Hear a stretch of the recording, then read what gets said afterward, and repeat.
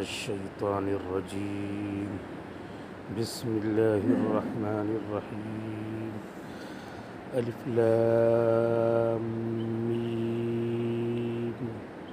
أحسب الناس أن يتركوا أن يقولوا آمنا وهم لا يفتنون. وَلَقَدْ فَتَنَّا الَّذِينَ مِن قَبْلِهِمْ فَلَيَعْلَمَنَّ اللَّهُ الَّذِينَ صَدَقُوا وَلَيَعْلَمَنَّ الْكَاذِبِينَ. أَمْ حَسِبَ الَّذِينَ يَعْمَلُونَ السَّيِّئَاتِ أَن يَسْبِقُونَا سَاءَ مَا يَحْكُمُونَ. مَنْ كَانَ يَرْجُو لقاء الله فإن أجل الله لآت وهو السميع العليم. ومن جاهد فإنما يجاهد لنفسه إن الله لغني عن العالمين. والذين آمنوا وعملوا الصالحات لنكفرن عنهم سيئاتهم ولنجزينهم أحسن الذي كانوا يعملون. ووصينا الإنسان بوالديه حسنا وإن جاهداك لتشرك بي ما ليس لك به علم فلا تطعهما إلي مرجعكم فأنبئكم بما كنتم تعملون. سورة العنکبوت مکیہ. سورة العنکبوت مکہ میں نازل ہوئی. اس میں 69 آیتیں اور 7 رکوع ہیں. بسم اللہ الرحمن الرحیم. شروع کرتا ہوں اللہ کے نام سے جو بڑے مہربان نہایت رحم والے ہیں. الف لام میم. اس کے معنی اللہ کو معلوم. احسب الناس ان يتركوا ان يقولوا آمنا وهم لا يفتنون. کیا لوگوں نے یہ سمجھ رکھا ہے کہ انہیں ایمان لانے کی بنیاد پر چھوڑ دیا جائے گا؟ کیا لوگوں نے یہ سمجھ رکھا ہے کہ انہیں چھوڑ دیا جائے گا کہ انہوں نے کہہ دیا ہم ایمان لائے ہیں اور انہیں آزمایا نہیں جائے گا؟ ضرور آزمایا جائے گا. وَلَقَدْ فَتَنَّا الَّذِينَ مِن قَبْلِهِمْ. اور یقیناً ہم نے آزمایا ہے ان لوگوں کو بھی جو کفار مکہ سے پہلے گزر چکے ہیں. فَلَيَعْلَمَنَّ اللَّهُ الَّذِينَ صَدَقُوا. تو اللہ تعالیٰ ضرور جان لے گا یعنی ضرور ظاہر کر دے گا ان لوگوں کو جو سچے ہیں. وَلَيَعْلَمَنَّ الْكَاذِبِينَ. اور ضرور جان لے گا یعنی ظاہر کر دے گا جھوٹوں کو. ام حسب الذین یعملون السیئات ان یسبقونا.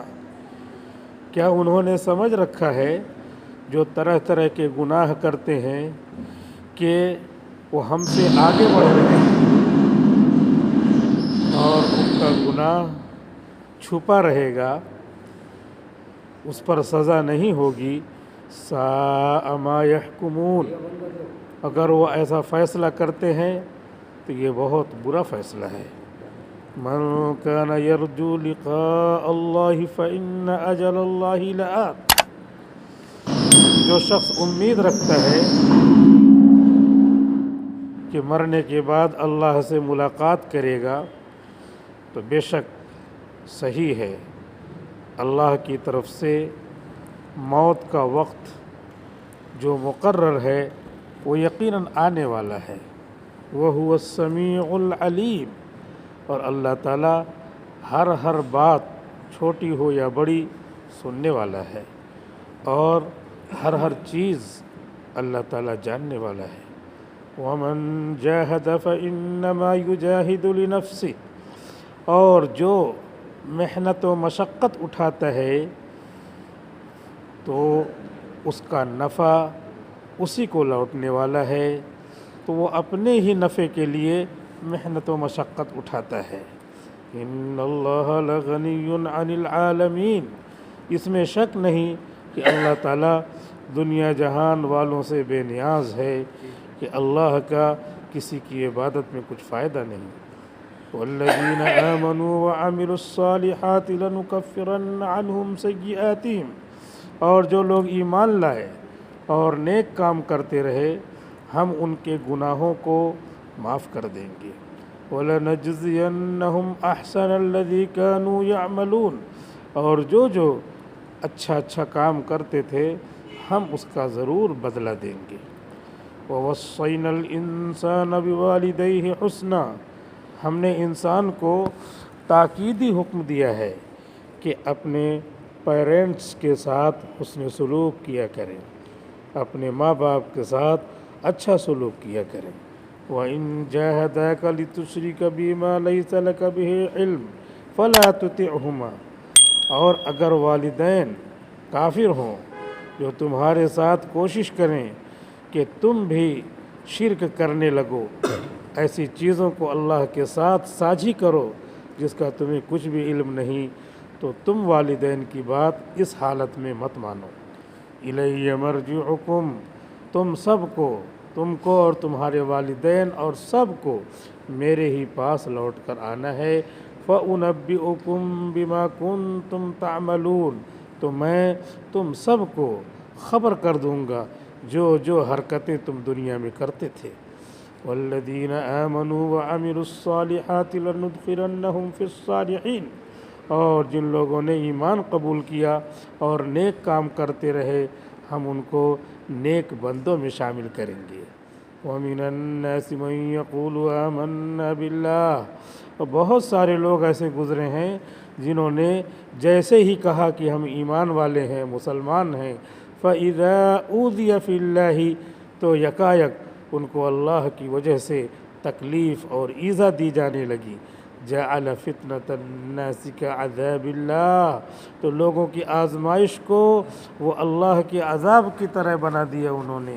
وَلَئِن جَاءَ نَصْرٌ مِّن رَّبِّكَ لَيَقُولُنَّ إِنَّا كُنَّا مَعَكُمْ، اور اگر کوئی مدد آئے تیرے پروردگار کی طرف سے تو وہ ضرور کہیں گے کہ بے شک ہم تمہارے ساتھ ہیں۔ أَوَلَيْسَ اللَّهُ بِأَعْلَمَ بِمَا فِي صُدُورِ الْعَالَمِينَ، کہ اللہ تعالیٰ جانتا نہیں ان لوگوں کی باتوں کو جو منافقین ہیں، بلکہ دنیا جہان والے کے دلوں کی باتیں جانتا ہے۔ وَلَيَعْلَمَنَّ اللَّهُ الَّذِينَ آمَنُوا وَلَيَعْلَمَنَّ الْمُنَافِقِينَ، اللہ تعالیٰ ضرور جانتا ہے ایمان والوں کو اور ضرور جانتا ہے منافقوں کو۔ وَقَالَ الَّذِينَ كَفَرُوا لِلَّذِينَ آمَنُوا اتَّبِعُوا سَبِيلَنَا، اور کافروں نے کہا ایمان والوں سے کہ ہماری ڈگر پہ، ہمارے رستے پر چلا کرو۔ وَلْنَحْمِلْ خَطَايَاكُمْ، میدان محشر میں تمہاری خطاؤں کا بوجھ ہم اٹھا لیں گے، ڈرو نہیں۔ وَمَا هُمْ بِحَامِلِينَ مِنْ خَطَايَاهُمْ مِنْ شَيْءٍ، حالانکہ وہ ان کی خطاؤں کا ایک ہلکا پھلکا بوجھ بھی نہیں اٹھائیں گے۔ إِنَّهُمْ لَكَاذِبُونَ، وہ جھوٹ بول رہے ہیں۔ وَلَيَحْمِلُنَّ أَثْقَالَهُمْ وَأَثْقَالًا مَعَ أَثْقَالِهِمْ، وہ تو ضرور اپنا بوجھ گناہوں کا اٹھائیں گے اور اس کے ساتھ جس کی غیبت کی تھی ان سب کے گناہوں کا بوجھ بھی اپنے ساتھ اٹھائیں گے۔ وَلَيُسْأَلُنَّ يَوْمَ الْقِيَامَةِ عَمَّا كَانُوا يَفْتَرُونَ، اور ضرور بضرور ان سے پوچھا جائے گا قیامت کے دن ان سب باتوں کے بارے میں جو اپنی زبان سے افطرا پردازی کیا کرتے تھے۔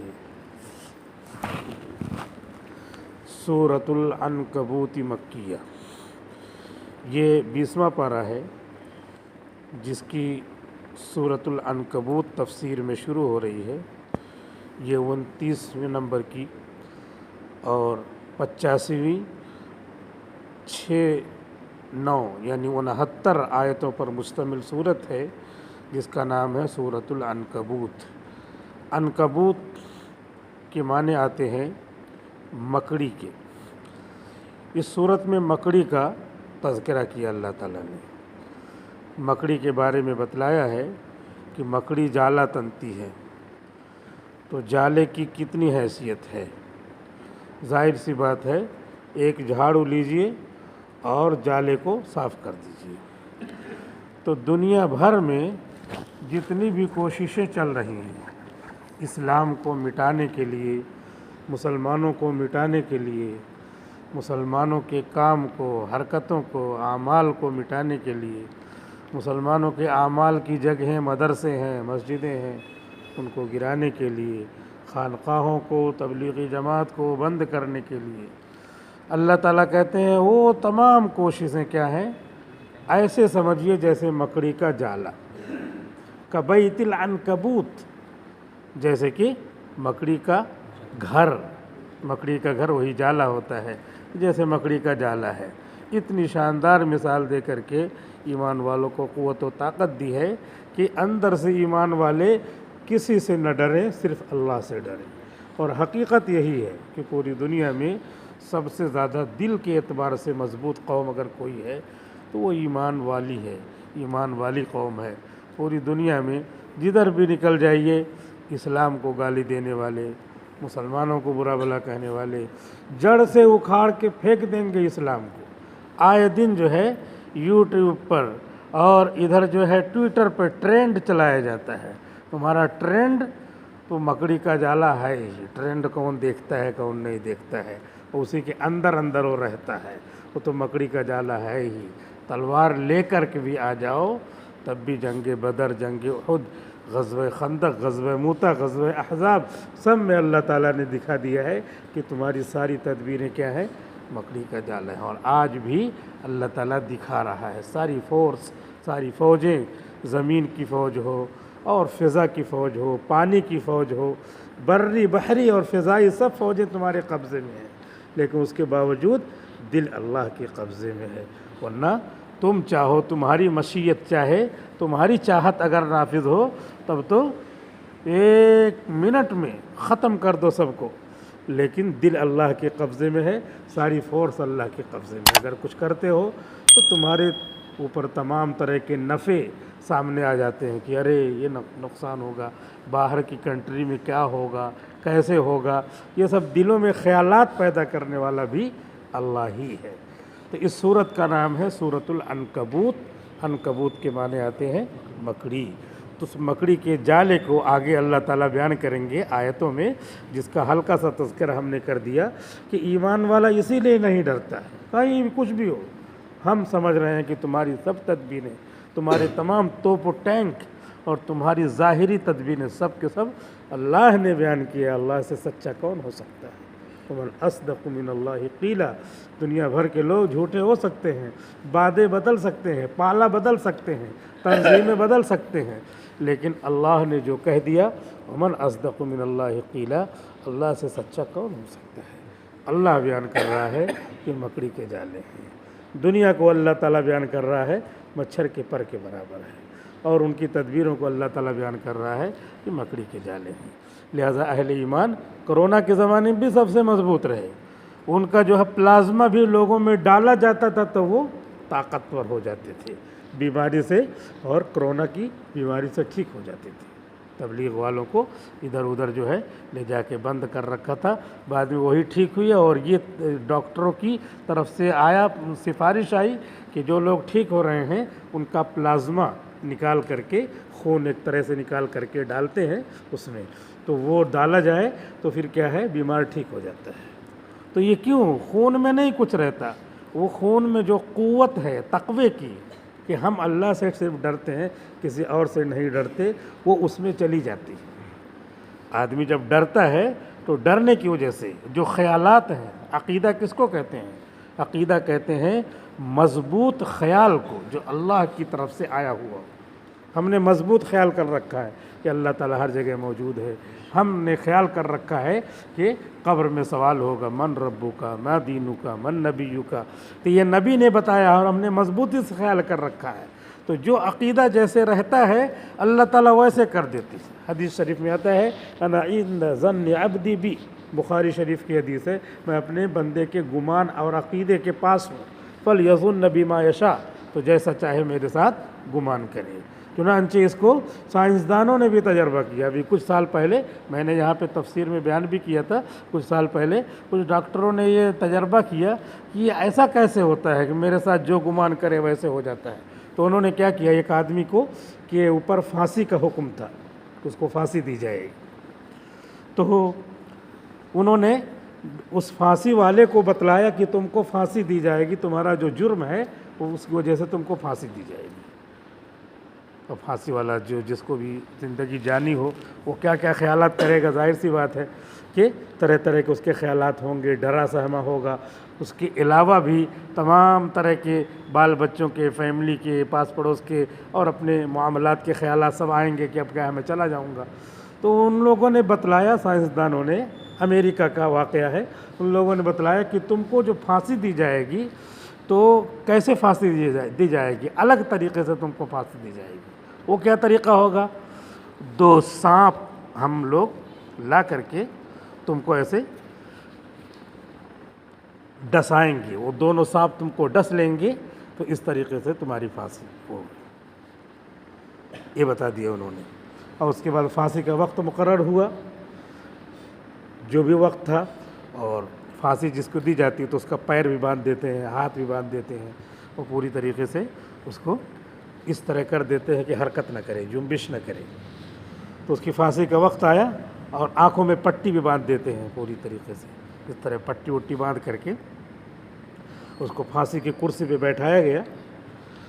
اور اس کے بعد وہ سمجھ رہا ہے کہ میری پھانسی ہوگی اور ابھی جو ہے مجھے 2 اژدہے ڈنک ماریں گے. اژدہے کو بھی دکھا دیا گیا تھا کہ دیکھو یہ اژدہا رہے گا اور اس کو اس طریقے سے تمہاری پھانسی ہوگی. آنکھ بند ہے اور ہاتھ پیر بندھا ہوا ہے. اس کی پھانسی کا وقت جیسے ہوا تو 2 ڈاکٹر آئے. انہوں نے کیا کیا، ایک انجیکشن لیا اور انجیکشن اس کو لگایا. ایک نے ادھر انجیکشن لگایا، ایک نے ادھر انجیکشن لگایا. تو انجیکشن لگانے، یہ لوگ انجیکشن لگا رہے ہیں، وہ کیا سمجھ رہا ہے، سانپ جو ہے ڈنک مار رہا. وہ کیسا انجیکشن لگایا تھا، زہر کا انجیکشن لگایا تھا، لیکن جس سے وہ مر جائے، لیکن انجیکشن لگا رہے ہیں وہ. تو انجیکشن لگایا، اس کے بعد جو ہے مرنے سے ذرا پہلے اس کا خون لے لیا. تو مرنے سے پہلے جب اس کو خون لیا تو اس خون کے اندر جو ہے اژدہے کا زہر تھا. اس خون کے اندر اژدہے کا زہر تھا. تو لوگوں نے، سائنسدانوں نے یہ طے کیا کہ یہ کیسے اژدہے کا زہر آ گیا.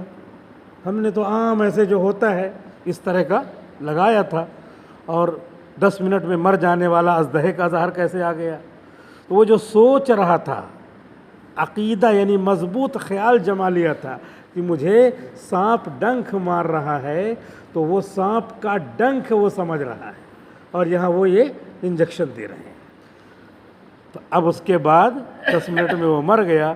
اور سائنسدانوں نے تجربہ کیا کہ جو اسلام کہتا ہے کہ جیسا گمان کرو، حدیث شریف میں آتا ہے انا عند ظن عبدی بی، میں اپنے بندے کے گمان کے پاس ہوں، میرے ساتھ جیسا گمان کرے ویسا میں کر دیتا ہوں. تو دیکھو اس نے گمان کیا کہ اژدہا ڈس رہا ہے، تو اژدہے کا خون کہ زہر کا خون میں اثر اللہ نے پیدا کر دیا، اور خون میں جب چیک کیا گیا تو اژدہے کا زہر اس میں پایا گیا. معلوم یہ ہوا کہ عقیدہ، جو ایمان ہمارے ساتھ ہے، وہ ایمان ہمارے اندر قوت پیدا کرتا ہے، طاقت پیدا کرتا ہے، اور ہم اپنی طرف سے کوئی خیال نہیں کرتے. جو نبی نے خیال بتایا ہے، جو نبی نے عقیدہ بتلایا ہے، فرشتے کندھے پہ موجود ہیں، نبی نے بتلایا ہے، قرآن کریم میں ہے ما یلفظ من قول الا لدیہ رقیب عتید، کہ ایک لفظ بھی آدمی نہیں نکالتا، 2 فرشتے کندھے پہ بیٹھے ہیں، اچھا لفظ نکالتا ہے تو وہ لکھ لیتے ہیں نیکی کا، برا لفظ نکالتا ہے تو لکھ لیتے ہیں یہ برائی کا لفظ یہ بول رہا ہے. تو یہ عقیدہ ہے، مرنے کے بعد میدان محشر میں جمع ہونا ہے. اسرافیل علیہ السلام دوبارہ سور پھونکیں گے، یہ سب کیا ہے؟ عقیدہ ہے. یہ نبی کے بتایا ہوا عقیدہ ہے. نبی کو کافر بھی سچا کہتے تھے، الامین الصادق کہتے تھے، تو وہ نبی کے بتائے ہوا. اور لوگ کچھ بھی اپنا عقیدہ بنا لیتے ہیں کہ جو ہے طرح طرح کے وہم خیال کہ یہ لکشمی ہے اور یہ جو ہے یہ دولت ہم کو دیتی ہے اور یہ فلاں چیز کا جو ہے گاڈ ہے، فلاں چیز کی مورت ہے. اس طریقے سے وہ عقیدہ بنائے ہیں، وہ اپنا ہے اپنی طرف سے، اور ان کو اس طرح مل بھی جاتا ہے تو وہ سمجھتے ہیں ہمارا یہی خدا ہے. اسی حدیث کی بنیاد پہ انا عند ظن عبدی بھی، میں اپنے بندے کے گمان کے پاس ہوں. فلیظن بما یشاء، تو جیسا چاہے میرے ساتھ گمان کرے. وہ خراب گمان کرتا ہے ویسے ہی کر دیتے ہیں. ایک آدمی کو اولاد نہیں ہو رہی ہے، 10 سال کے بعد اولاد ہونی ہے، اللہ تعالیٰ کے یہاں لکھا ہوا ہے. اب یہ بار بار کیا ہے، ادھر جاتا ہے ادھر جاتا ہے، بابا کے مزار پہ جاتا ہے، وہاں پہ جا کر کے سجدہ کرتا ہے. سجدہ کرنا شرک ہے. وہاں پہ جا کر کے دعا کرتا ہے. کیسے دعا کرتا ہے؟ بابا مجھ کو اولاد دے دو. ان کو خود زندہ ہو کر کے دنیا میں آنے کی طاقت نہیں ہے، وہ دوسرے کو اولاد کیا دیں گے؟ خود اپنے پاس حیات نہیں ہے، دنیا میں دوبارہ چلے آئیں تو کسی کا اولاد کیا دیں گے؟ دنیا میں تو ویسے ہی زندہ تھے، اولاد نہیں ہو رہی تھی، مرنے کے بعد کیا اولاد ہوگی، کیسے ہوگی؟ کسی کے بس میں نہیں ہے. لیکن اللہ نے لکھ رکھا تھا یہ ایسا ہے کہ چلا گیا اور بابا کے مزار پہ اس طرح دعا کیا اور اس کے بعد جو ہے 1 سال کے بعد اولاد ہو گئی. تو کیا سمجھ رہا؟ بابا نے دیا. حالانکہ حقیقت میں اللہ نے تقدیر میں لکھ رکھا تھا اور وہ تقدیر اللہ نے آنکھوں سے چھپا رکھی ہے اور یہ سمجھ رہا ہے کہ ایسا ہوا. اور اس طرح کر کے اس کا عقیدہ جو ہے شیطان خراب کرتا ہے. یوسوس فی صدور الناس، لوگوں کے دلوں میں وسوسے ڈالتا رہتا ہے. من الجنۃ والناس، جناتوں میں سے اور انسانوں میں سے بھی، جناتوں میں سے، شیاطین میں سے. اور انسان بھی ورغلاتے رہتے ہیں، ارے تم کو اولاد نہیں ہو رہی، فلاں بابا کے یہاں چلے جاؤ نا، تم کو اولاد نہیں ہو رہی، فلاں بابا کے یہاں چلے جاؤ نا، فلاں دعا کرا لو، فلاں دعا کرا لو. ٹھیک ہے، دعا کی اجازت ہے اور دعا کی بھی اجازت ہے، لیکن دعا کے اندر قاعدہ یہ ہے کہ ایسے آدمی سے دعا کرائی جائے جو ایسے الفاظ سے دعا کرے جو قرآن میں آئے ہوئے ہوں، حدیث میں آئے ہوئے. اگر ایسے الفاظ سے وہ دعا کرتا ہے جس کے معنی سمجھ میں نہیں آتے تو ایسا کرنا شرک ہے.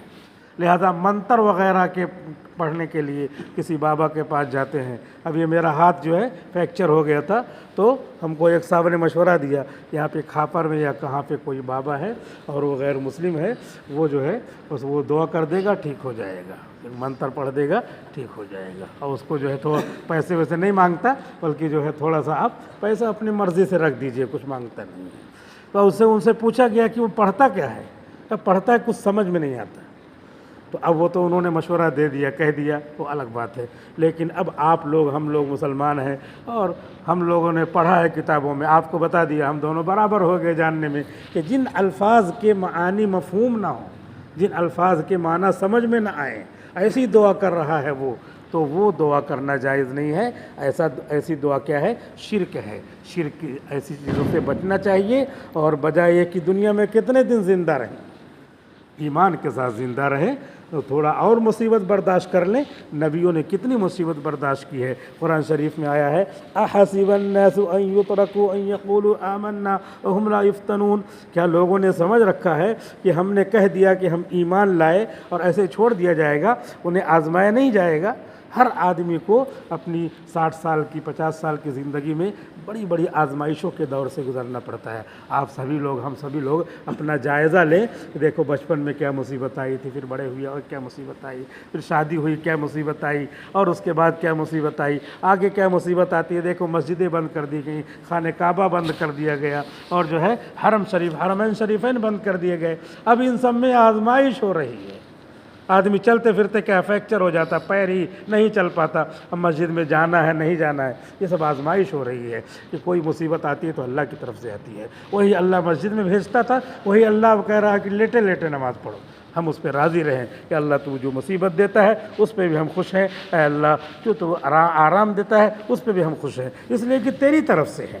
تو دے رہا ہے اس لیے ہم راضی ہیں، کوئی اور دے نہیں رہا، اور ہمارا عقیدہ یہ ہے کہ ایک پتا بھی نہیں ہلتا بغیر تیرے حکم کے۔ تو جب ایک پتا بھی نہیں ہلتا تو اتنا بڑا کام کیسے ہو گیا؟ ہاتھ ٹوٹ گیا، پیر ٹوٹ گیا، آدمی بیمار ہے، کڈنی خراب ہو گئی، اور طرح طرح کی بیماریاں ہیں، دل خراب ہو گیا، اٹیک آ گیا، سب جب ایک پتا بھی نہیں ہلتا تو اتنا بڑا کام کیسے ہو جائے گا؟ اللہ تیرے حکم سے ہوتا ہے، ہم راضی ہیں، اور تو اپنے پاس بلا رہا ہے۔ قرآن شریف میں ہے الیہ مرجعکم فانبئکم، میری ہی طرف تم سب کو لوٹ کے آنا ہے۔ لہٰذا اس دنیا میں دیکھ لو، یہ آزمائشیں جو آتی ہیں وہ تمہارا درجہ بڑھانے کے لیے، یہ آزمائشیں جو آتی ہیں تم کو نیک کام، تمہاری نیکیاں بڑھانے کے لیے، یہ آزمائشیں جو آتی ہیں کہ تمہارے گناہوں کو معاف کرانے کے لیے آتی ہیں۔ حدیث شریف میں آتا ہے کہ لائٹ بھی گل ہو جائے اور اس میں کوئی چیز تلاش کر رہے ہو تو تھوڑی جو تکلیف ہوتی ہے اس پر بھی ایک نیکی ملتی ہے، ایک گناہ معاف ہوتا ہے، اور ایک درجہ بلند ہوتا ہے۔ باہر نکلے چپل ادھر سے ادھر ہے، داہنا بائیں طرف، بایاں دائیں طرف، اتنی دیر میں جو تکلیف ہوتی ہے اس تکلیف پر بھی ایک اجر ملتا ہے، اور ایک گناہ معاف ہوتا ہے، اور ایک درجہ بلند ہوتا ہے۔ اس سے بڑھیا دین کوئی اور ہوگا؟ اس سے بیسٹ کوئی اور ریلیجن ہوگا؟ نہیں ہوگا۔ اسی لیے اللہ تعالیٰ نے سورت شروع کرتے ہیں بسم اللہ الرحمن الرحیم، الف لام میم، اس کے معنی اللہ ہی کو معلوم۔ اللہ تعالیٰ نے یہ بتا دیا الف لام میم کہہ کر کے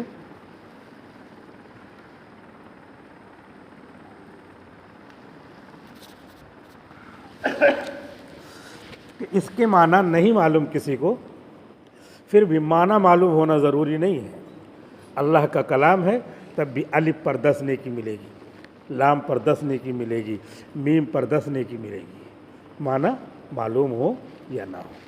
اس لیے بہت سارے لوگ ایسا کہتے ہیں جب معنی سمجھتے نہیں تو پڑھنے سے کیا فائدہ؟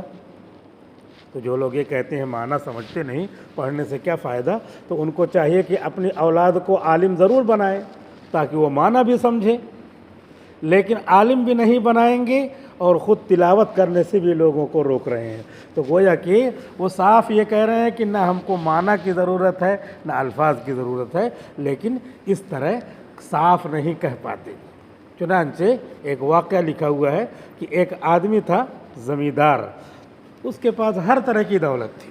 مظفر نگر کا واقعہ ہے، مولانا اشرف علی تھانوی رحمۃ اللہ علیہ نے لکھا ہے کہ زمیندار تھا، اس کے پاس ہر طرح کی دولت تھی، کھیت کھلیان، ٹریکٹر، جو چیزیں کھیت کے سامان سے متعلق ہوتی وہ سب تھی، اور کسی طرح کی زمیندار اسی کو کہتے ہیں، کسی طرح کی کوئی کمی نہیں تھی۔ اب وہ اس کا لڑکا جو ہے نماز نہیں پڑھتا تھا، اس نے نماز شروع کر دیا، نماز شروع کر دیا تو نماز پڑھنے لگا، نماز پڑھ کر کے دعا کرتا، دیر دیر تک روتا، دعا کرتا۔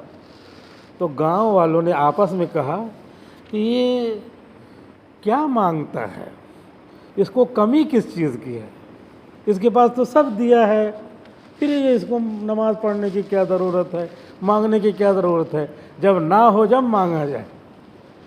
تو مولانا تھانوی رحمۃ اللہ نے واقعہ نقل کر کے بتایا ہے کہ لوگوں کے دماغ میں یہ ہے کہ جب سب کچھ ہو تب پھر اللہ سے مانگنے کی کیا ضرورت، تب جو ہے کوئی ضرورت نہیں، بلکہ ہم کو تو دیا ہی اللہ نے، تبھی تو مانگتے رہنا چاہیے کہ اللہ تو نے دیا ہے اس کو باقی رکھنا، یا اللہ تو نے دیا ہے اس کو ضائع نہ کرنا، یا اللہ تو نے صحت دیا ہے میری صحت کو باقی رکھنا، ورنہ ایک آنکھ چلی جائے اندھیرا ہو جائے، دونوں چلی جائے تو کچھ نہ نظر آئے۔ کان ہے کتنی بڑی دولت ہے، مشین لگا لو اگر نہ سنائی دے تو مشین کیا کرتی ہے، ساری آوازوں کو سناتی ہے، وہ پورا گھڑ گھڑ بڑ بڑ ہوتا ہے، جو تم سے گفتگو کر رہا ہے اس کی بات نہیں سنائی دے گی، مشین کیا تک جانے، وہ جو ہے ڈیفرینشیٹ نہیں کر سکتی کس آواز کو سننا ہے کس کو نہیں سننا ہے، لیکن اللہ نے یہ کان ایسا بنایا ہے کہ اس میں یہ طاقت ہے کہ 10 آوازیں ہیں جس میں سے آپ کو جو آواز سننی ہے کہ اسی کی طرف کان لگا کر کے سنے گا، اسی وجہ سے وہی آواز سنائی دیتی ہے،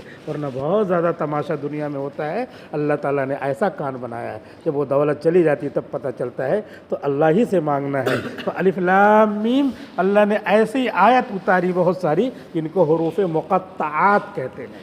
مقطع کے معنی آتے ہیں کاٹ کاٹ کر کے پڑھنا، ورنہ اس کو کاٹ کاٹ کے اگر نہ پڑھا جائے تو پڑھتے ہم کیا، علامہ ملا کر کے پڑھتے۔ لیکن قرآن شریف ایک ایسی کتاب ہے کہ جس کو بغیر سیکھے اپنے من سے نہیں پڑھ سکتے، بغیر سیکھے، اور وہ بھی کون سکھائے گا، جو جان رہا، مسلمان ہی سکھائے گا۔ اگر غیر مسلم اس کو پڑھنا چاہے نہیں پڑھ سکتا، چاہے جتنا اس نے عربی عربی پڑھ رکھا ہو، اس کو پڑھنا چاہے تو علامہ پڑھ دے گا۔ چنانچہ مولانا اشرف علی تھانوی رحمۃ اللہ علیہ لکھتے ہیں کہ میرے بھائی تھے، ٹرین میں سفر کر رہے تھے، تو ایک صاحب تھے، وہ بھی انگریز کی طرح دکھ رہے تھے، تو ہم لوگ سفر کر رہے تھے، تو میں نے قرآن شریف نکالا اور تلاوت کرنا شروع کر دیا۔ آج کل موبائل میں بھی قرآن شریف رہتا ہے، تو موبائل میں جو قرآن شریف رہتا ہے تو اس میں بھی تلاوت کی جا سکتی ہے، اور موبائل کو بلا وضو چھو سکتے ہیں، قرآن شریف اس پہ کھلا ہوا ہو تب بھی چھو سکتے ہیں، لیکن احتیاط یہ چاہیے کہ جب قرآن شریف کھلا ہوا ہو تو اس پر ہاتھ نہ پڑے۔ بلا وضو تو نیچے سے چھو سکتے ہیں، لیکن اوپر سے بھی بہت سارے علماء نے اوپر سے بھی اجازت دی ہے، کیونکہ قرآن شریف کے حروف اور نقوش پر انگلی نہیں پڑنا چاہیے اگر وضو نہیں ہے۔ تو اگر غور سے دیکھا جائے تو شیشے پر انگلی پڑتی ہے اور اس پر بھی ایک پرت اور چڑھا دی جاتی ہے، تو حروف پہ نہیں پڑتی ہے۔ تو اس لیے اگر کبھی ایسا چانس ہو گیا اتفاق سے اور آپ کی انگلی پڑ گئی تو ان علماء کی رائے کے اعتبار سے جائز رہے گا بلا وضو بھی، لیکن صحیح احتیاط یہی ہے کہ وضو کے ساتھ ہی پڑھیں اور جو ہے وہ اس پر انگلی نہ پڑے اگر بغیر وضو کے ہیں۔ تو موبائل کے سلسلے میں یہ مسئلہ ہے کہ اس میں جو ہے تلاوت کی جا سکتی ہے، اور اگر آدمی کا من کہہ رہا تلاوت کرنے کا اور یہ سوچے کہ مسجد ہی میں جا کر کے تلاوت کروں گا، اور پتہ نہیں زندگی ہماری ہے کہ نہیں ہے، اور ابھی وہ تلاوت کر لے موبائل اس کے پاس، تو دنیا کی جتنی چیزیں ہیں اس کو اللہ اس کے رسول کے لیے اپنی آخرت کے لیے استعمال کر سکتا ہے، اس کو فوراً نکال کر کے تلاوت کر لینا چاہیے۔ علماء کرام نے قرآن حدیث کی روشنی میں جو مسئلے بیان کیے ہیں وہ اسی لیے ہیں، یہ اپنی طرف سے کوئی نہیں بیان کیا کہ موبائل آ گیا تو مسئلہ بیان کر دو، نہیں، قرآن کی جو علتیں ہوتی ہیں، حدیث کی جو علتیں، اسباب، دلیلیں ہوتی ہیں، اس میں علماء غور کر کے پھر مسئلے بتاتے ہیں، اپنی طرف سے کسی کو کوئی چیز بھی بولنے کی اجازت نہیں ہے۔ تو الف لام میم کی اللہ کے رسول نے مثال دیا کہ دیکھو اللہ تعالیٰ نے الف لام میم کہا، مقطعات ہے، تو میں واقعہ سنا رہا تھا کہ وہ صاحب جو ہے سفر کر رہے تھے، اور جو ہے مولانا تھانوی کہہ رہے میرے بھائی سفر کر رہے تھے، تو میں قرآن شریف کھول کر کے پڑھنے لگا، تلاوت کرنے لگا، تو انہوں نے کہا کیا پڑھ رہے ہیں؟ کہا یہ ہماری مذہبی کتاب ہے، بڑی کتاب ہے، اس کا مطالعہ کر رہے ہیں۔ کہا تلاوت کر رہے ہیں۔ کہا مجھ کو آپ دیں گے؟ کہا نہیں، آپ کو تو نہیں دیں گے، یہ بہت پاکیزہ کتاب ہے۔ کہا نہیں، میں رومال سے چھوؤں گا، دیکھیں اس زمانے میں ایسے لوگ تھے، رومال سے چھوؤں گا۔ کہا ٹھیک ہے، چھو لو۔ تو ان کو دیا ہاتھ میں، اور اس کے بعد جو ہے رومال سے کھولا انہوں نے، تو الف لام را لکھا ہوا تھا، الف لام را، تو وہ اس کو ٹائپ شدہ تھوڑا تھا وہ، تو الف کے بعد لام اور را جو ہے وہ واو کی طرح دکھ رہا تھا، واو کی طرح دکھ رہا تھا۔ تو اب وہ انگریز کیا پڑھ رہا ہے، کہہ رہا ہے ان سے کہ یہ کیا لکھا ہے آپ کی کتاب میں، آلو لکھا ہے کیا؟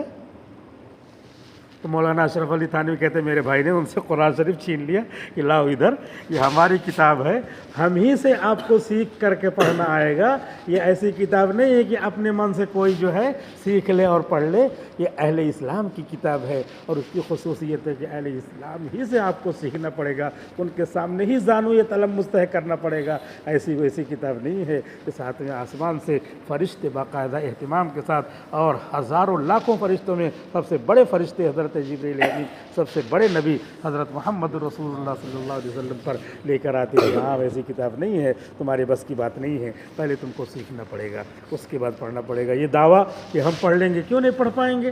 ارے بھائی پڑھ لو، جیسے جو ہے کوئی کہے کہ 12ویں کلاس کا کورس کا ہے، میں کیوں نہیں پڑھ پاؤں گا، اور ابھی 6ٹھی میں پڑھتا ہے، تو بھائی کیوں نہیں پڑھ پاؤ گے؟ 6ٹھی کے بعد 7ویں 8ویں 9ویں 10ویں 11ویں یہ کورس پار کرو تو 12ویں کی کتاب پڑھ پاؤ گے۔ ایسے ہی یہ جو کورس ہے اس کے لیے پہلے تم کیا کرو، پہلے تم یہ سب کورسز پاس کرو، پہلے آمنت باللہ ایمان لاؤ، ایمان لانے کے بعد پھر جو ہے عقیدے کی کتابیں سیکھو، ابتدائی کتابیں مکتب میں سیکھو، مکتب میں سیکھنے کے بعد تم بھی پڑھ لو گے۔ جیسے 12ویں کا کورس جو ہے 6ٹھی کا نہیں پڑھ سکتا، لیکن پڑھتے وہی لڑکا قابل ہو جاتا ہے اس کا کہ وہ 12ویں کا کورس بھی پڑھ سکتا ہے۔ لہذا اگر ایسے کہہ دیا جائے تم نہیں پڑھ سکتے تو لوگ ناراض ہو جاتے، کیوں نہیں پڑھ سکتے؟ ہم پڑھ سکتے ہیں، ہاں پڑھ سکتے ہیں، لیکن آپ کے اندر ابھی اتنی صلاحیت نہیں ہوئی ہے، ابھی وہاں تک آپ نہیں پہنچے ہیں۔ لہذا الف لام میم نازل کر کے اللہ تعالیٰ نے یہ امتحان لیا ہے کہ اس کے معنی کسی کو نہیں معلوم، ہمارے نبی کو معلوم تھا اس کا معنی، اس لیے اللہ تعالیٰ نے نبی سے کہہ دیا تھا کہ آپ کو صرف معلوم، لیکن آپ دوسرے کو مت بتلائیے گا۔ تو یہ کیا ہے، اس لیے نہیں بتلانے کے لیے کہا کہ بہت سارے محکمے ہوتے ہیں دنیا میں بھی جس کا الگ الگ کوڈ ہوتا ہے، اس محکمے کا کوڈ الگ، اس محکمے کا کوڈ الگ، تو سرکاری چیزیں ہوتی ہیں، تو سرکاری چیزوں میں ایک سرکاری محکمہ دوسرے سرکاری محکمے میں وہ سب باتیں نہیں بتلاتا، تو یہ اللہ کے سرکاری محکمے کی بات ہے، اور نبی اللہ کے بعد سب سے بڑے ہیں، بعد از خدا بزرگ، تو یہ قصہ مختصر اس لیے اللہ تعالیٰ نے بتایا کہ یہ محکمہ شریعت کی بات ہے اور آپ اکیلے اس کو جانے رہیے، بعد میں قیامت میں سب کے سامنے اس کا معنی کھل جائے گا۔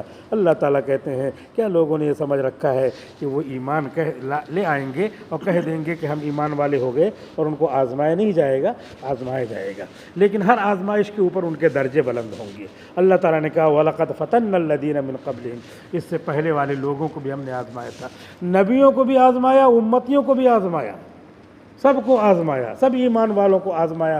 صحابہ کیسے آزمائے گئے بتائیے؟ صحابہ کو حکم تھا مکہ فتح ہونے سے پہلے کہ جو ایمان لے آئے ہیں ان کو گھر چھوڑنا فرض ہے، ایسے اختیاری نہیں ہے جیسے تبلیغی جماعت میں نام لکھ لیا اور نکلنا ہے، نہیں نکلے نام نکلوا کے بھی کتنے لوگ نہیں نکلتے، وہ اختیاری نہیں، وہاں پہ فرض تھا کہ جو لوگ ایمان لے آئے ہیں ان کو مکہ چھوڑنا فرض ہے، مدینہ آئیں۔ چنانچہ حضور بہت سارے ایسے مسئلے آئے کہ حضور صلی اللہ علیہ وسلم سے بہت ساری عورتوں نے چاہا کہ نکاح کر لیں، اور آپ مدینے میں ہیں وہ مکے میں ہیں، تو حضور نے کہا، اللہ تعالیٰ نے قرآن کی آیت نازل کر دی کہ آپ نہیں نکاح کر سکتے ان سے، وہ پہلے وہ فریضہ پورا کریں، پہلے مکہ چھوڑ کر کے مدینے آئیں، یہ فرض ہے، وہ فرض کو پورا کریں تب آپ نکاح کر سکتے ہیں، ورنہ نہیں نکاح کر سکتی۔ تو اس طرح فرض تھا، آزمایا، اب فرض ہے گھر چھوڑنا۔ آپ ہم اندازہ لگائیں کہ گھر چھوڑنا، پورا سامان وامان چھوڑ کے واپس نہیں آنا ہے، ہم تو گھر جائیں گے اپنا سامان لے کر کے، ابھی گھر چلے جائیں گے، جماعت میں نکلے ہیں، لیکن وہ ایسا تھا مرحلہ۔ تو صحابہ کو اتنا زیادہ آزمایا گیا تاکہ ہم کمزور ایمان والے ہیں، ہم تھوڑا موڑا سامان لے کے نکلیں، اپنے گھر واپس آ جائیں تب بھی چلے گا، اور تبلیغ اوپر سے بھی ادا ہو جائے گی، اور اللہ تعالیٰ پورا ثواب دیں گے، جس طرح نیت ہوگی اس طرح پورا ثواب دیں گے، صحابہ کے برابر ثواب دیں گے اللہ تعالیٰ جتنا چاہے اتنا ثواب دے سکتے ہیں، کوئی اللہ کا ہاتھ روک نہیں سکتا۔ لہٰذا کیا ایسا ہے کہ اللہ تعالیٰ کے احکام کو، اللہ تعالیٰ کا نام لے کر کے آپ ایسے ان یترک سدی یوں ہی چھوڑ دیے جائیں گے؟ نہیں، آزمائش ہوگی، فَلَيَعْلَمَنَّ اللَّهُ الَّذِينَ صَدَقُوا، تو اللہ تعالیٰ جاننا چاہتے ہیں کہ کون لوگ سچے ہیں، اور اللہ تعالیٰ جاننا چاہتے ہیں کون لوگ جھوٹے ہیں۔ جھوٹا اور سچا عمل کے اعتبار سے معلوم ہو جاتا ہے، عمل کے اعتبار سے بہت لمبی چوڑی تقریریں کرے گا، نماز کے بارے میں فضیلتیں بتائے گا، اذان ہوئی غائب، نماز کے لیے نہیں آتا، فجر کی نمازیں موجود نہیں، عشاء کی نمازیں موجود نہیں، کسی نماز میں لوگ دیکھ رہے ہیں تو موجود ہے۔ تو یہ منافقوں کی صفت ہے، منافق بھی ایسے بیٹھے رہتے تھے حضور کی مجلس میں، اور اس کے بعد دیکھتے رہتے تھے، مجھ کو کوئی دیکھ نہیں رہا، کھسک لیا۔ زکوٰۃ تو دیتے ہی نہیں تھے، زکوٰۃ اس لیے نہیں دیتے تھے کہ زکوٰۃ دیکھنے کی چیز ہے ہی نہیں، روزہ رکھتے ہی نہیں تھے اس لیے کہ روزہ رکھنے کی چیز ہے، دکھانے کی چیز ہے ہی نہیں۔ روزہ ہے بول دیا، ہاں روزہ ہے، روزہ تو اندر کہ ایسی عبادت ہے کہ اس کا کوئی جسم نہیں، روزے کا کوئی الگ سے جسم نہیں، لیکن نماز کا الگ سے بدن ہے، جسم ہے۔ زکوٰۃ کیا ہے، سے دکھتی ہے، لیکن ہم نے دے دیا، تو زکوٰۃ تو دیتے نہیں تھے، کہتے ہاں دے دیا صاحب، دے دیا ہم نے۔ اور روزہ، ہاں روزہ ہے نا، پیچھے سے پان وان کھا کر کے گھومنے والے آج بھی ہیں منافقین، ایسے وہ بھی گھومتے رہتے تھے، لیکن نماز میں پتہ چل جاتا ہے کہ کون جو ہے آیا نماز میں، کون نہیں آیا۔ حضور صلی اللہ علیہ وسلم نماز پڑھاتے تھے اور پیچھے سے آپ دیکھتے تھے، حضور صلی اللہ علیہ وسلم آگے سے بھی دیکھتے تھے، پیچھے سے بھی دیکھتے تھے۔ بعض مفسرین کہتے ہیں کہ حضور کے یہاں پہ پیچھے ایک سوراخ تھا، سوراخ سے روشنی نکلتی تھی، اس سے آپ دیکھ لیتے، لیکن دوسرے مفسرین کہتے ہیں کہ نہیں، اللہ کے رسول خاص طور پہ مولانا اشرف علی تھانوی رحمۃ اللہ علیہ فرماتے ہیں کہ ایسا نہیں ہے، بلکہ اللہ تعالیٰ نے حضور صلی اللہ علیہ وسلم کو یہ طاقت دی تھی کہ آنکھ کی جو شعاع نکلتی ہے اس شعاع کو ایسے موڑ لیں، جیسے گوٹی کھیلتے ہیں نا بچے، تو ایسے گوٹی ادھر پھینکتے ہیں، لیکن بہت سارے کیا کرتے ہیں، پھینک کر پھر ادھر ہی گھما لیتے ہیں تو ادھر آ جاتی ہے۔ تو یہ کیا ہے، محسوس مثال ہے، لیکن حضرت تھانوی فرماتے ہیں کہ یہ جو معنوی مثال ہے کہ ہماری شعاع جب نکلتی ہے اور ادھر سے شعاع ہوتی ہے، دونوں جب ملتی ہے تب کوئی چیز دکھائی دیتی ہے۔ ابھی یہاں اندھیرا کر دیا جائے تو ہماری آنکھ سے شعاع نکلے گی، ادھر شعاع ہے ہی نہیں، تو نہیں دکھائی دے گا۔ تو اللہ کے رسول کو اللہ تعالیٰ نے یہ طاقت دی تھی کہ یہ جو شعاع نکلتی ہے، ٹارچ وغیرہ جلائیے تو جو شعاع نکلتی ہے، تو اللہ تعالیٰ نے آپ کو طاقت دی تھی کہ اس شعاع کو آپ ایسے موڑ لیتے تھے۔ آپ نماز پڑھا رہے ہیں اور آگے دکھ رہا ہے، لیکن آپ کیا ہیں؟ رائد الامہ ہے، امت کے pioneer of all human being, ساری انسانیت کے آپ رہنما ہیں، تو آپ کے لیے اجازت تھی، تو آپ کو دیکھنا رہتا تھا، تو آپ اپنی نگاہ کو موڑ کر کے پیچھے دیکھ لیتے تھے، تو پتہ چلتا تھا کون منافق ہے، کون منافق نہیں ہے، کون موجود ہے، کون نماز پڑھنے آیا ہے نہیں آیا ہے۔ چنانچہ ایسا بہت مرتبہ ہوا، حضور صلی اللہ علیہ وسلم نے ایک مرتبہ نماز پڑھی، نماز پڑھنے کے بعد آپ نے اسی طرح دیکھ لیا نمازی میں کون ہے کون نہیں ہے۔ فجر کے بعد آپ کا معمول یہ تھا کہ مسجد میں بیٹھ جاتے تو لوگ ان کی طرف منہ کر کے، اور اس کے بعد پھر آپ جو ہے پوچھتے تھے، رات میں کسی نے کوئی خواب دیکھا، کوئی واقعہ پیش آیا، کیونکہ آپ وقت کے بادشاہ بھی تھے اور وقت کے نبی بھی تھے، آپ میں بادشاہت بھی جمع تھی، نبوت بھی جمع تھی، تو آپ پوچھتے رہتے تھے کہ کیا ہو رہا کیا نہیں ہو رہا۔ تو آپ نے ایک دن کیا کیا؟ پوچھا کہ ارے وہ فلاں کہاں ہے، دکھ نہیں رہا؟ تو حضور نے کہا کہ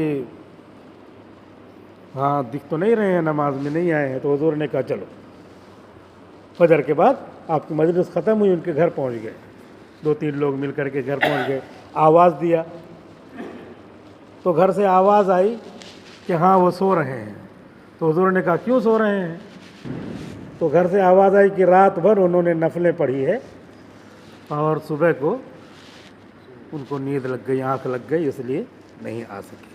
تو حضور صلی اللہ علیہ وسلم نے سارے صحابہ کو، اور گھر میں جو عورتیں تھیں، پردے کی آیت اتر چکی تھی تو پردے سے، اور پردے کی آیت نہیں اتری ہے تو سامنے، کیونکہ ابھی تو اسلام بن رہا تھا، ابھی پردے کی آیت بھی اتر رہی تھی، بہت سارے مسئلے بن رہے تھے ابھی، تو اس لیے وہ گھر کی عورتیں بھی اور سب لوگ سن رہے تھے۔ حضور نے فرمایا سن لو، فجر کی 2 رکعت فرض کا ثواب اور انہوں نے رات بھر نفلیں جو پڑھی ہیں اس کا ثواب، دونوں کو تولا جائے تو فجر کی 2 رکعت کا ثواب اس سے زیادہ ہے، اس سے زیادہ ہے۔ اس لیے اگر کسی کی فجر کی نماز چھوٹنے کا خطرہ ہو تو رات میں سو جائے، یہ اکیلے 2 رکعت پڑھ کے وہ ثواب حاصل کرے۔ کیوں؟ اس لیے کہ اس سے زیادہ ثواب مل گیا۔ اور کوئی فجر کی نماز بھی پڑھ لے اور اس کے علاوہ رات میں نفلیں بھی پڑھے، تہجد پڑھے، تو یہ کیا ہے؟ اس کا ثواب الگ سے اس کو ملے گا۔ لیکن اللہ کے رسول نے ان صحابہ کے گھر، ان صحابی کے گھر، صحابہ کے سامنے یہ ڈسکلوز کیا، یہ بتلایا کہ دیکھو یہ 2 رکعت نماز یہ زیادہ محبوب ہے اللہ کی نظر میں ان نفلوں کے مقابل میں جس کی وجہ سے تم نے چھوڑ دیا۔ ہاں وہ نہ چھوٹے، فجر کی نماز نہ چھوٹے اور نفلیں پڑھیے تو اس کا بھی ثواب ہے، اس کا بھی ثواب ہے، جس ثواب کی ضرورت ہے ہم سب کو۔ ام حسب الذین یعملون السیئات ان یسبقونا، اللہ تعالیٰ کہہ رہے ہیں کیا جو لوگ برائی کر رہے ہیں وہ سمجھ رہے ہیں کہ برائی کوئی دیکھ نہیں رہا ہے؟ دیکھ رہا ہے۔ ابھی دیکھیے 8 سال ہوا موجودہ حکومت کو، موجودہ گورنمنٹ 8 سال جھوٹ بولتے بولتے آ رہی ہے، اب انہی کے لوگ خلاف ہو رہے ہیں۔ کیوں خلاف ہو رہے ہیں؟ کیا ایسے لوگ سمجھتے ہیں جو غلط کر رہے ہیں کہ ہم ان کو پکڑیں گے نہیں، دنیا ہی میں پکڑیں گے، انہی لوگوں سے پکڑوائیں گے۔ انہی کے لوگ کیا ہے؟ قاعدہ قانون بنواتے ہیں۔ ابھی ایک کیس ہوا تھا نربھیا کیس، اس میں جو لوگ مجرم تھے ان کو پھانسی کی سزا ہوئی، اور ابھی بلقیس بانو کا کیس چل رہا ہے، ان میں جو لوگ مجرم ہیں ان کو بھی تو پھانسی کی سزا ہونی چاہیے، تو پھانسی کی سزا ہونی چاہیے۔ پھانسی کی سزا کیا دیں گے؟ ان کو جیل سے نکال باہر کیا، اور نکال باہر کیا اسی دن جب بول رہے ہیں کہ ناری کا سمان ہو، اسی دن ناری بن رہے ہیں، ناری یعنی جہنمی بن رہے ہیں۔ ادھر جو ہے ان لوگوں کو 11 لوگوں کو چھوڑ دیا صرف۔ تو یہ قول اور فعل میں تضاد ہے، لیکن ہم یہ سمجھ رہے ہیں یار کچھ ہو نہیں رہا ہے، نہیں، فرشتے کندھے پہ بیٹھے ہیں، everything is written by angels, فرشتوں کے ذریعے سے ہر چیز لکھی جا رہی ہے، باقاعدہ وثیقہ تیار ہو رہا ہے۔ ہم یہ سمجھ رہے کچھ نہیں ہو رہا، خدا کی فوج لگی ہوئی ہے اور خدا کی فوج سارا کام کر رہی ہے۔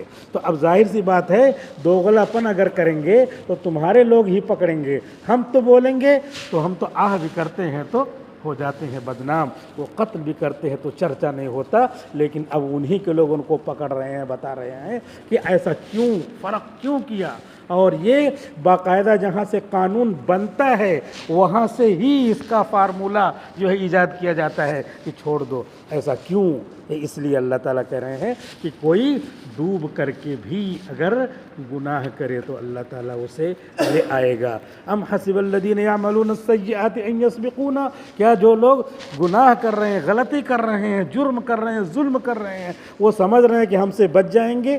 ساء ما یحکمون، بہت برا فیصلہ کر رہے ہیں۔ سب کو جو ہے اللہ کے سامنے حاضر ہونا ہے۔ من کان یرجو لقاء اللہ، جو اللہ کی ملاقات کی امید کرتا ہے تو اللہ تعالیٰ نے موت مقرر کر رکھی ہے، سب کو جانا ہے، لہٰذا موت کی تیاری کرنا چاہیے اور موت کے اعمال کرنا چاہیے۔ موت کے اعمال کیا ہے؟ صرف دو عمل ہے موت کا۔ موت کے اعمال، ایک اپنا عقیدہ درست کر لیں، ایمان مضبوط کر لیں، اور دوسرے یہ ہے کہ جو اعمال بتلائے ہیں اس کو جیسا بھی کس کے بس میں ہو اسے انجام دیتا رہے۔ بڑے بڑے اعمال، نماز ہے روزانہ، فرض نماز ہے، 5 وقت کی نماز ہے، جماعتیں نکلتی ہیں، جماعتوں میں نماز ہو جاتی ہے، لیکن جب گھر پہنچتے ہیں تو گھر 5 وقت کی نماز پھر پوری لائف میں آنا چاہیے۔ ایک مہینے میں 3 دن نکلتے ہیں، اس کے بعد 27 دن جو ہے اللہ تعالیٰ کی نگرانی میں ہم نماز پڑھیں۔ تو یہی ہے اعمال، تلاوت کریں، ابھی تو زکوٰۃ فرض ہو تو زکوٰۃ دے دیں، قربانی واجب ہو تو قربانی ادا کر دیں، پیسہ ہو تو حج کر کے آ جائیں، حج بھی فرض ہے۔ عمرہ کرنے سے پہلے حج ہی کر لینا چاہیے، کیونکہ بعد میں پھر کیا ہے، پیسہ ختم ہونے کے بعد اللہ تعالیٰ کی ایک عجیب عبادت ہے کہ حج فرض ہو جاتا ہے، آدمی کو پتہ نہیں چلتا، اور پھر پیسہ ختم ہو جاتا ہے۔ یہ تو حج فرض ایسا ہے کہ پیسہ ختم ہونے کے بعد بھی فرض باقی رہتا ہے، یہ کسی کو پتہ نہیں۔ بہت سارے لوگ اپنی عمر میں 15 سال کی عمر کے بعد پیسہ خوب آیا، پاسپورٹ بھی ان کے پاس بن سکتا تھا اور حج کرنے جا سکتے تھے، نہیں گئے، ساری جو ہے رنگ رلیوں میں زندگی گزار دی، اب پیسہ ختم ہو گیا، بیٹے پوتے مالک ہو گئے، اب حج فرض ہے لیکن اب جا نہیں سکتے۔ اس لیے حج کرنے میں بہت جلدی کرنا چاہیے۔ عمرہ تو نفل ہے لیکن حج فرض ہے، اس لیے حج فرض کو پہلے ادا کرنا چاہیے۔ لیکن عمرہ نفل کہنے کا مطلب یہ ہے کہ اس کو ڈیگریڈ نہیں کیا جا رہا ہے، بہت بڑا ثواب ہے عمرہ کرنے والے کے لیے۔ یہ فضیلت ہے کہ اللہ تعالیٰ عمرہ کرنے کے بعد واپس آنے پر اللہ تعالیٰ مال میں اضافہ کرتے رہتے ہیں، مال بڑھتا رہتا ہے۔ ہم کو دنیا میں کیا چاہیے؟ مال ہی چاہیے، اور آخرت میں کیا چاہیے؟ جنت چاہیے۔ تو یہاں پر عمرہ کر کے آئیے، آخرت بھی کمائیے، اور دنیا میں کیا ہے؟ دنیا میں اللہ مال کا اضافہ کریں گے، مال میں جو ہے مال کو اللہ کے راستے میں خرچ کرے، بال بچوں پہ خرچ کرے، صحیح راستے میں خرچ کرے، کتابیں منگوا دیں، مسجدوں میں رکھوا دیں، اس کی تلاوت ہوتی رہے، قرآن کریم، اور بہت ساری سب جگہیں ہیں۔ پیسے میں اللہ تعالیٰ اضافہ کرتا ہے، مال میں اضافہ کرتا ہے۔ تو ایسا نہیں کہ عمرہ کرنے کو ڈیگریڈ کیا جا رہا ہے، بلکہ یہ ہے کہ فرض رہ جاتا ہے، پھر بعد میں اعضاء جوارے جو ہے ہاتھ پیر اجازت نہیں دیتے کہ اتنا لمبا سفر کیا جائے، تو اسی لیے شریعت نے ایک جگہ سختی کی تو دوسری جگہ نرمی کی ہے کہ آپ حج بدل کروا سکتے ہو۔ نماز میں نہیں کہہ سکتے یار میں نماز نہیں پڑھنے جا رہا، میری بھی پڑھ لینا نا، ٹھیک ہے، تم کو جو ہے چائے پلا دوں گا، ایسا نہیں کر سکتے نماز میں۔ روزے میں میرا بھی روزہ رکھ لینا، ذرا ایک دن میں 2 روزہ رکھ لینا، تھوڑا جو 8 بجے افطاری کرنا، میری طرف سے بھی روزہ ہو جائے گا، ایسا نہیں ہے۔ اس میں بدل نہیں ہے، نماز میں بدل نہیں، روزے میں بدل نہیں، تلاوت میں بدل نہیں، لیکن حج میں بدل ہے کہ میرے بدلے تو کر لینا حج، اس لیے کہ پہلے پیسہ آیا تو اللہ نے حج فرض کر دیا، اب ہم کو کرنا چاہیے تھا، ہم نے نہیں کیا اور پیسہ چلا گیا۔ تو عجیب ہے یہ حکم کہ پیسہ چلے جانے کے بعد بہت سارے لوگ اس کو زکوٰۃ کی طرح سمجھتے ہیں کہ جب پیسہ چلا گیا تو زکوٰۃ ساقط ہو جاتی ہے۔ وہی مسئلہ ہے کہ پیسہ ختم ہو گیا تو زکوٰۃ اب نہیں دینی ہے، لیکن حج میں پیسہ چلا گیا تب بھی حج فرض رہے گا۔ اب جانا ہی جانا ہے، کیسے جائیے؟ اڑ کے جائیے، کیسے بھی جائیے، آپ کو جانا ہی جانا۔ خواب میں چلے گئے تو حج نہیں ادا ہوگا، کہ خواب میں چلے گئے تو حج ادا ہو گیا۔ بہت سارے لوگ ایسے آتے ہیں میں حج کروا دوں گا، بہت سارے عملیات والے آتے ہیں میں حج کروا دوں گا، کیسے حج کروائے گا؟ وہ خود تو جاتا نہیں اور دوسرے کو عملیات کے ذریعے حج کروائے گا۔ دھوکہ دینے سے بچیے، ایمان والا کبھی دھوکہ نہیں کھاتا، بچ جاتا ہے۔ وہ سب کیا لم یخروا علیہا صم وعمیانا، اللہ کے بندے وہ ہیں جو کسی کی باتوں پہ اندھے بہرے ہو کر کے نہیں گرتے، وہ دیکھتے ہیں کہ شریعت کیا ہے، اسلام کیا ہے، علماء کیا فرماتے ہیں، بزرگان محترم کیا فرماتے ہیں، صحابہ سے لے کر تابعین، تبع تابعین، امت کے طبقے، فقہائے امت نے، اولیاء کرام نے کیسے عمل کیا ہے، اس طرح عمل کو دیکھنا رہتا ہے۔ لہٰذا محنت کرنا ہے۔ ومن جاہد فإنما یجاہد لنفسہ، جو حج کرے گا، نماز پڑھے گا، روزہ رکھے گا، وہ اپنے لیے کرے گا۔ ان اللہ لغنی عن العالمین، اللہ کو کوئی فائدہ نہیں ہوگا کہ کروڑوں لوگ مل کر کے سال بھر نہیں زندگی بھر اللہ کی عبادت کریں تو خدا کی خدائی میں کوئی فرق آنے والا نہیں ہے۔ سارے کے سارے لوگ چھوڑ دیں، اللہ سے لڑائی کریں، جیسے لوگ لڑائی کر رہے ہیں اللہ ہی سے لڑائی کر رہے ہیں۔ یعنی ادھر اللہ نے فرض کیا ہے کہ عورتوں کی عصمت دری نہ کرو، دوسرے یہ کہہ رہے ہیں کہ ہم کریں گے، دیکھو کیا کر لیتے ہو، جیل سے چھوڑیں گے دیکھیں کیا کر لیتے ہو، مٹھائی کھلائیں گے دیکھو کیا کر لیتے ہو۔ ٹھیک ہے، وقت ہے، ابھی اللہ تعالیٰ مہلت دے رہے، جس زمین پہ چلتے ہو پھاڑ دیں، اندر چلے جاؤ، لیکن اللہ تعالیٰ کبھی کبھی دکھا کر کے قدرت کو دکھائے ہیں، کبھی چلتے چلتے جو ہے آنکھ جو ہے تماچا ظاہر ہو فرشتے کا اور تماچا پڑے اور جو ہے آنکھ ختم ہو جائے، ایسے سب اللہ تعالیٰ کی طرف سے دکھائے جا چکی ہیں۔ لہذا اللہ کے سامنے جری نہیں بننا چاہیے، اللہ تعالیٰ زمین کھینچ لیں گے پتہ بھی نہیں چلے گا۔ ان اللہ لغنی عن العالمین والذین آمنوا وعملوا الصالحات، جو لوگ نیک کام کرتے ہیں ہم ان کے دوسرے چھوٹے موٹے گناہوں کو معاف کرتے رہتے ہیں۔ ظہر سے لے کے عصر تک بیچ میں گناہ ہوا تو عصر کی نماز پڑھی تو معاف ہو جاتا ہے، عصر سے مغرب تک بیچ میں گناہ ہوا تو مغرب پڑھی تو معاف ہو جاتا ہے، مغرب سے عشاء تک گناہ ہوا اگر کوئی بیچ میں تو اللہ تعالیٰ عشاء پڑھنے کی برکت سے لنکفر عنہم سیئاتہم ولنجزینہم احسن الذی کانوا یعملون، اور جو نیک کام کرتے ہیں ہم ان کو اس کا بدلہ دیتے رہتے ہیں۔ اور اس کے علاوہ ایک حکم بہت اہم ہے کہ آدمی اپنے ماں باپ کی خدمت کرے، ماں باپ کافر بھی ہوں تب بھی ان کی خدمت کرے، ہاں لیکن اس کی لمٹ ہے، حد ہے۔ ماں باپ کی جتنی باتیں ہیں سب مانو، لیکن ماں باپ یہ کہتے ہیں کہ اب پھر سے ہندو ہو جاؤ۔ بہت ساری خبریں آ رہی ہیں، ایک جگہ یہ ہے کہ 8 سال پہلے ایک جو ہے وہ تھا خاندان تھا وہ مسلمان ہو گیا تھا، ابھی وہ کافر ہو گیا۔ ہونے دو کافر، ہونے دو مسلمان، وہ ہوا ہی تھا یا نہیں، ہم کو اس سے ڈرانے سے کیا فائدہ؟ وہ ہوا تو اپنے لیے ہوا، وہ کافر بنا تو وہ جانے۔ ہم تو جانتے ہیں کہ جب ایمان رگوں رگوں میں پیوست ہو جاتا ہے تو نکلتا نہیں۔ یہ تو آج کل کی دنیا ہے، جھوٹی دنیا، خبریں طرح طرح کی، آدمی خبریں پڑھ کر کے سمجھ جاتا ہے یہ کیا ہو رہا ہے، لوگوں کو غیر مسلم بنا رہے ہیں۔ وہ اسی کو غیر مسلم کوئی نہیں بنا سکتا، اور کسی غیر مسلم کو کوئی مسلمان نہیں بنا سکتا جب تک کہ اللہ توفیق نہ دے۔ اللہ توفیق نہ دے انسان کے بس کا کام نہیں، اللہ ہی توفیق دیتا ہے تبھی ہوتا ہے۔ لہٰذا ہم اس کو بہترین اجر دیں گے اگر جو ہے ماں باپ کی بات مانتا ہے اس کا بھی بڑا اجر ہے۔ لہٰذا اپنے بچوں کو ہم سکھائیں کہ ماں باپ کی بات مانیں، ماں باپ کے سامنے بلند آواز سے بولنا بھی جائز نہیں ہے۔ جتنی آواز ماں باپ کی ہے اس سے تھوڑا آواز پست رہنا چاہیے، اگر اس سے آواز بھی بلند ہو گئی تو یہ گناہ کبیرہ ہو گیا۔ بہت کم لوگ جانتے ہیں استاذ کی آواز سے اپنی آواز بلند نہیں کر سکتے، ماں باپ کی آواز سے اپنی آواز بلند نہیں کر سکتے۔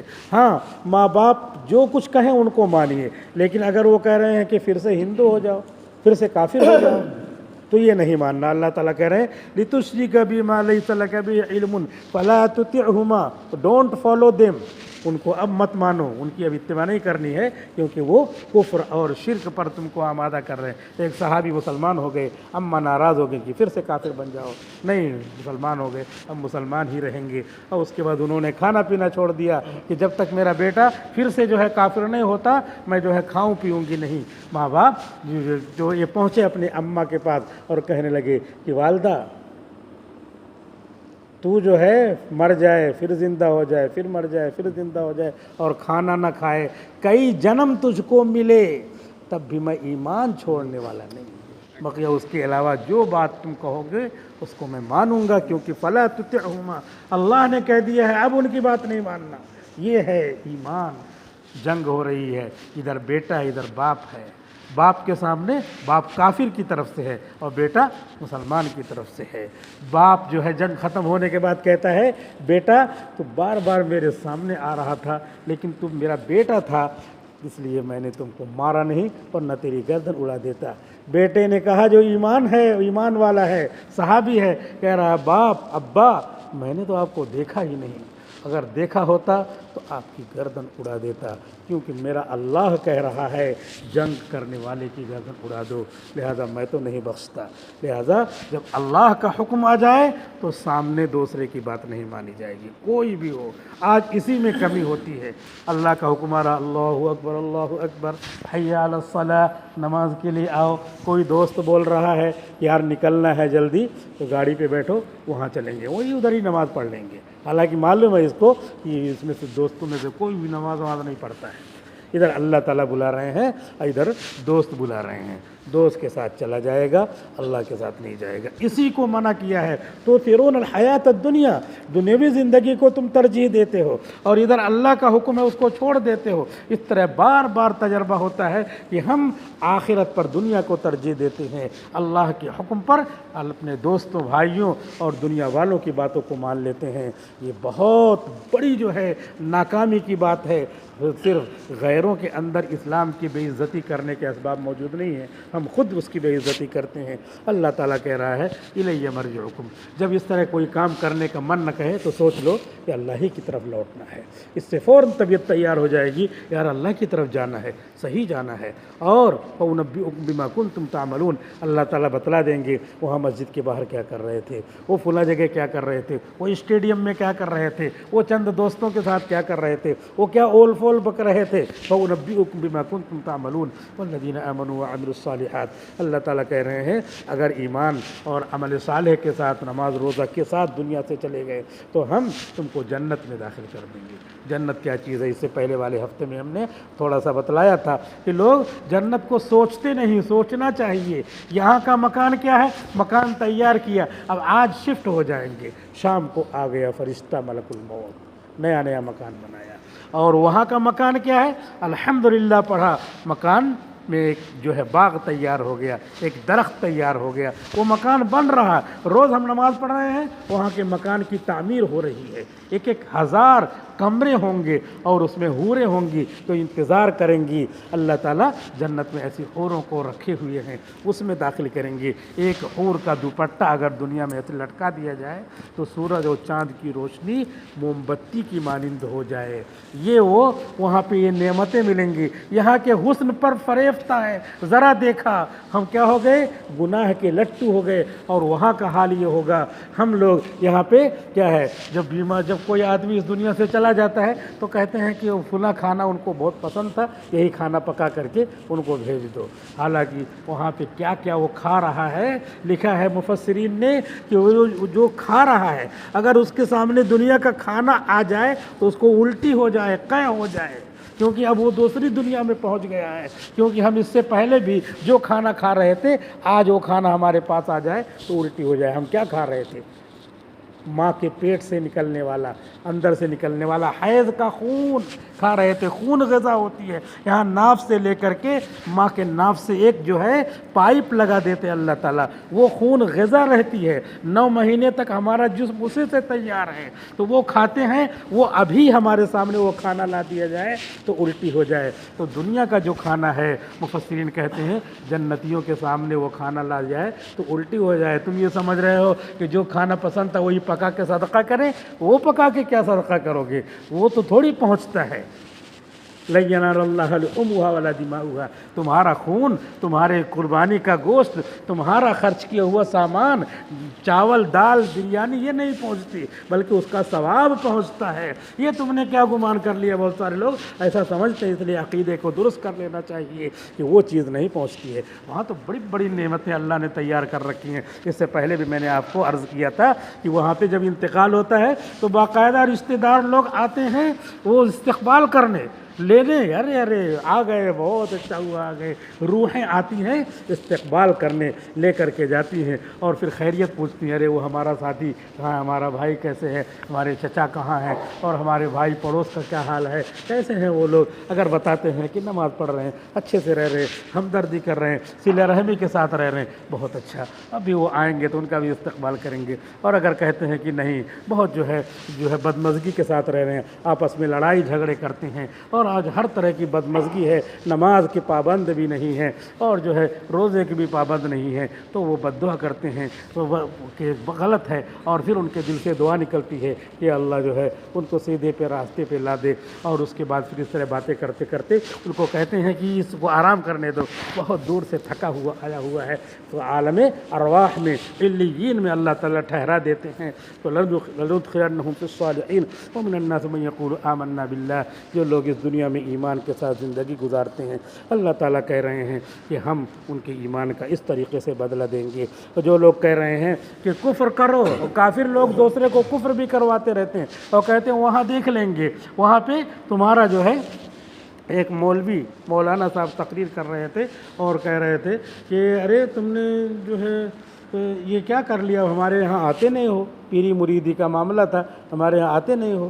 کہا جو ہے آپ نے کہا تھا کہ نماز میں نے معاف کرا دیا ہے۔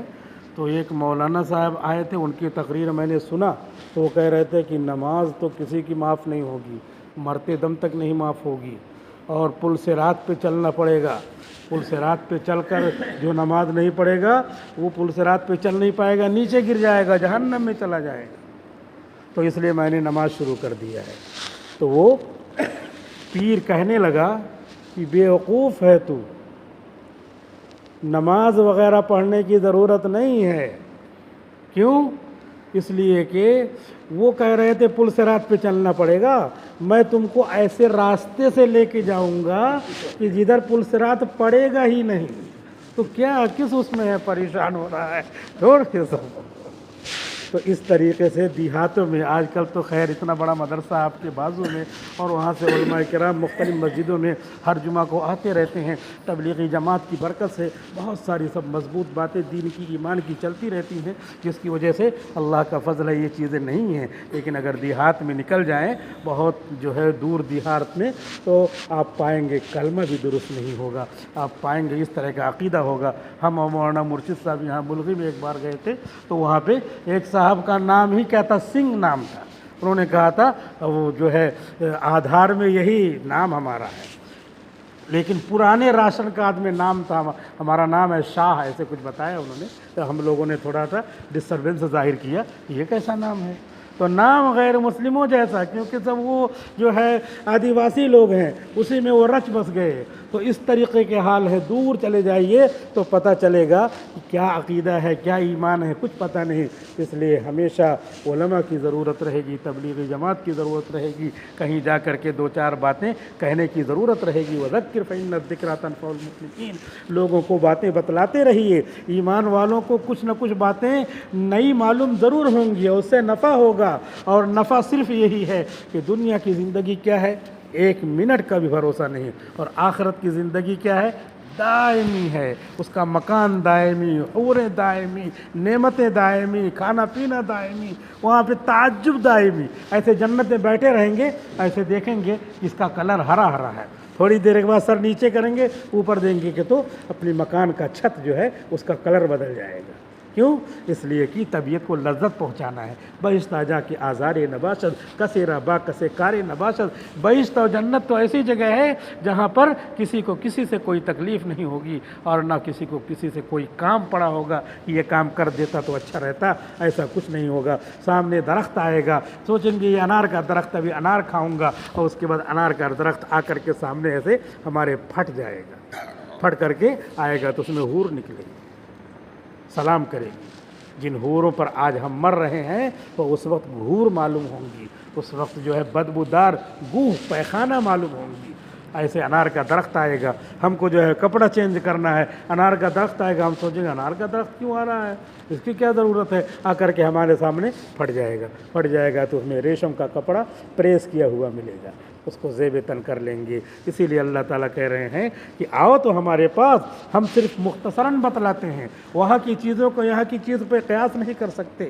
اس لیے ضرورت اس بات کی ہے کہ ہم ایمان کو مضبوط کریں، اور جو دائمی زندگی ہے اس کو کبھی جو ہے دنیا کی زندگی پر ترجیح کے مقابلے میں دنیا کی زندگی کو بڑا نہ سمجھے، ترجیح نہ دیں۔ اللہ تعالیٰ سے دعا کرتے ہیں کہ اللہ تعالیٰ کہنے سے زیادہ سننے سے زیادہ عمل کرنے کی توفیق عطا فرمائے۔ وآخر دعوانا الحمد لله رب العالمين، والصلاة والسلام على سيد الأنبياء والمرسلين۔ ربنا آتنا في الدنيا حسنة وفي الآخرة حسنة وقنا عذاب النار۔ اے اللہ ہم سب کی گناہوں خطاؤں کو معاف فرما، دنیا اور آخرت کی تمام پریشانیاں دور فرما، دنیا اور آخرت کی تمام بھلائیاں عطا فرما۔ اے اللہ جو باتیں کہی گئی ہیں اے اللہ ایمان کے اعتبار سے، اعمال کے اعتبار سے اے اللہ اس میں مضبوطی عطا فرما، ہمارے بیماروں کو شفاء کاملہ نصیب فرما، ہمارے مرحومین مرحومات کی بال بال مغفرت فرما۔ اے اللہ جو لوگ ناجائز مقدمات میں پھنسے ہیں انہیں رہائی عطا فرما۔ اے اللہ تبلیغی جماعت کی، مدارس کی، خانقاہوں کی، اسلامی تنظیموں کی، مدارس کی، حرمین شریفین کی، عالم اسلام کی، اے اللہ اسلام کا نام لینے والے ایک ایک بچے کی حفاظت فرما۔ اے اللہ نبی پاک صلی اللہ علیہ وسلم کی مانگی ہوئی تمام دعائیں ہم سب کے حق میں قبول فرما، ایمان پر خاتمہ نصیب فرما۔ وصلی اللہ علی النبی الکریم برحمتک یا ارحم الراحمین۔